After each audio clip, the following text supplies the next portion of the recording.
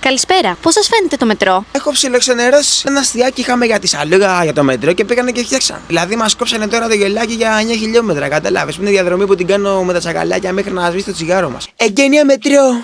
Πώς σας φαίνεται? Σοκ, ουάου και σοκ. Απίστευτη εξέλιξη, Σαλονικάρα μόνο. Όλα τα δυτικά της χώρας τα έχουν χεσμένα. Είτε είναι Αθήνα, είτε είναι Θεσσαλονίκη, όλα χεσμένα. Σε κανένα 50 χρόνια μπορεί κάτι να φτιάξει. Το μετρό είναι τέλειο. Ό,τι καλύτερο έχουμε φτιάξει ποτέ στην Ελλάδα, μάγκες. Πάμε προχθές κάτω γιατί εγώ είμαι. Σ' βολάνει. Πόσο μου λείπει η ζεστή. Και ήμασταν έτσι, λέμε μαλάκα δεν παίζει. Και λέμε να το κόψουμε τα Σάββατα, θα βγαίνουμε μόνο μετρό. Καλησπέρα.